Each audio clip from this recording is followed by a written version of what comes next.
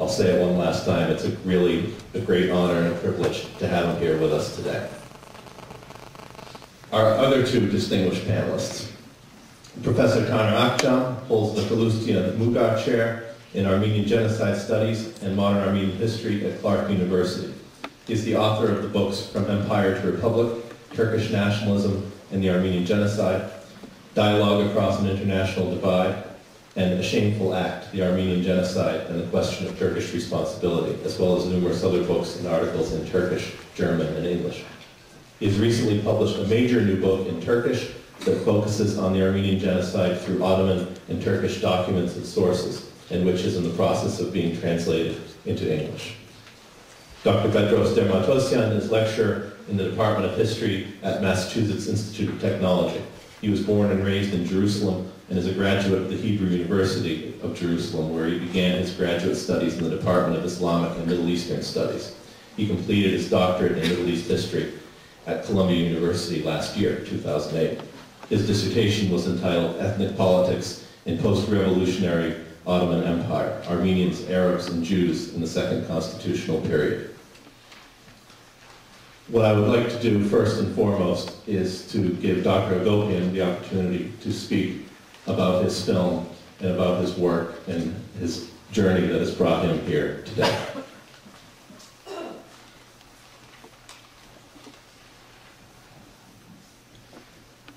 That could take longer than the film itself. My journey actually began in 1923 when we arrived in Boston when I was at the age of 9, where I first learned the English language. And the first words that I learned were cornflakes and ice cream, and I've been eating ever since. I returned here very happily because Boston has been a place very close to my heart. With me have come my associate producer, Barbara Gilmore, who also came here when I produced 30 years ago, The Forgotten Genocide.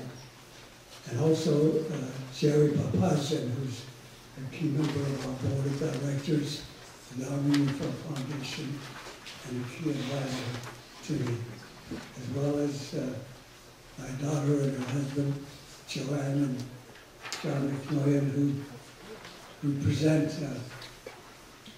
which is a most important part of filmmaking, Armenian benefactors. They represent executive producer circle of the Film Foundation, which in great part made this possible. So I'm happy to be here. Why I made the film. I realized when I started the trilogy,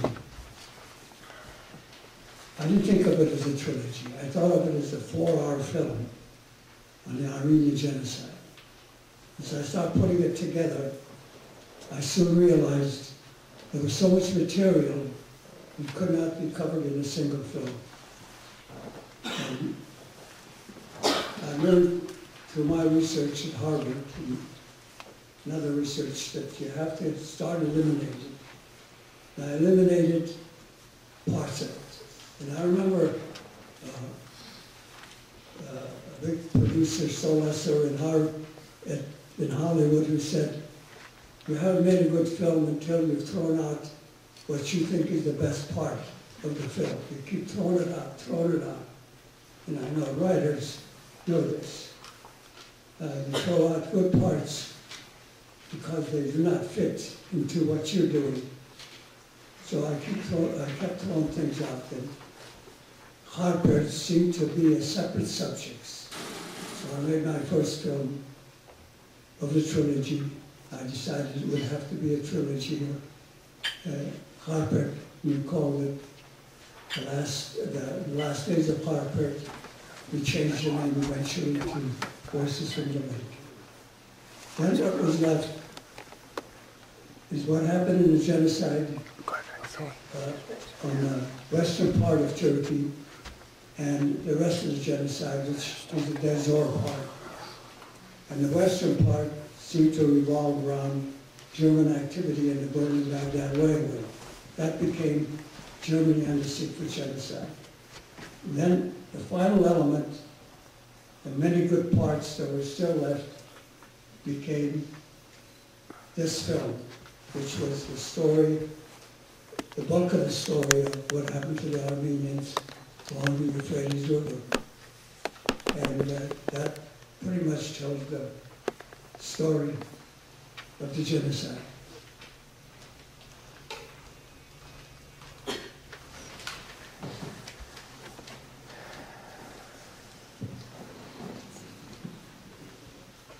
Could I ask you a question?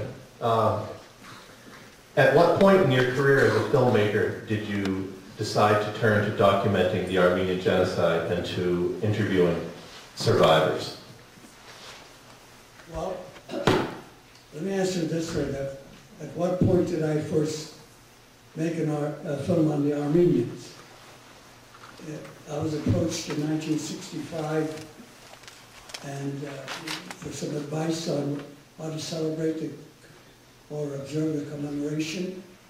And I ended up by making the first film on the Armenian Genocide, which was called Where Are My People? It was done in a period of 6 weeks. Professor Ornish still considers it my best film because it has more history in it than any of the others. So I got into the making of films on Armenians through the back door. I had not thought of making films on Armenians. I was making films on other subjects, economics, politics, geography. These are the things that make you a living, not the Armenian Genocide. So in 1965, however, I did not interview anyone. Then in 1976, both political parties, Dashnak Zichun and Ram Gavars, approached me. We were on a plane coming to establish the Armenian Assembly. They said, would I make a film on the genocide? That was the Forgotten Genocide. So I started interviewing individuals for that. So it was in 1976 that I first interviewed individuals. When that film was finished, I thought that survivors have to be interviewed because it was a serious matter.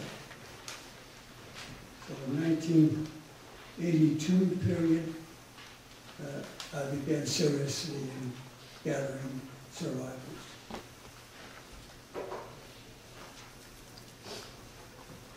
Honorary Bedross, would you like to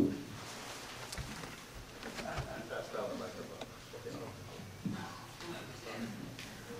First of all, I would like to thank NAASR and Mamigonian for inviting me, and it's an honor to be on this panel with distinguished scholars, filmmakers, and historians. Actually, I have a couple of observations, and I'm going to ask 1 or 2 questions, about 7 to 8 minutes. It would be very short. We were dealing here with oral history, I think, oral history, which is usually undermined by historians because of issues dealing with subjectivity. So, and I think that if it's approached in the right way, oral history, oral sources can be vital in order to reconstruct the history. And that's what Dr. Hagopian has done by combining both oral history and primary documents in order to reconstruct phases of the Armenian Genocide.